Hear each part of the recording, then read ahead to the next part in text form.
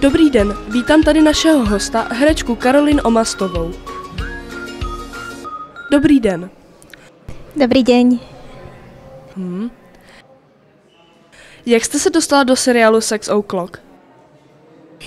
Ja som študovala na konzervatóriu ako strednú školu a keď som sa snažila dostať na DAMU, Divadelnú akadémiu muzických umení v Prahe, tak som sa tam spoznala s nejakými ľuďmi, ktorí mi neskôr povedali o castingu, cez ktorý som sa potom dostala priamo na túto rolu.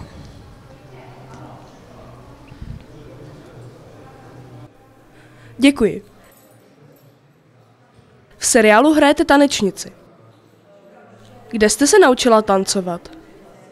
Ja som tancovala práve už od úplného malinkata a tancovala som celý svoj život, čiže 12-13 rokov práve na profesionálnej závodnej úrovni, takže v tom tanci ja som tak nejak odmala už žila.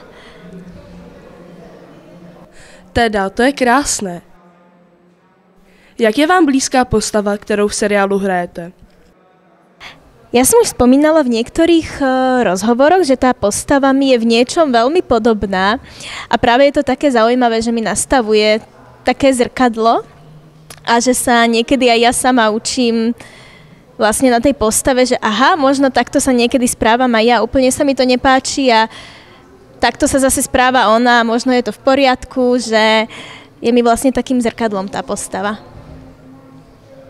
Veľa sa od seba učíme. Super. Pokud byste měla porovnat první a druhou sérii, vidíte nějaký rozdíl, co se vám na nich líbí? Druhá séria je určite trošku vyspelejšia ako tá prvá, vzhľadom na to, že aj my ako postavy dospievame. Čiže na prvej sa mi páčila taká tá odvaha a čerstvosť a niečo nové, čo priniesla, pričom na tej druhej sa mi páči, ako sa tie postavy postupne otvárajú, dospievajú a idú ešte tak viac do tej hĺbky a intenzity.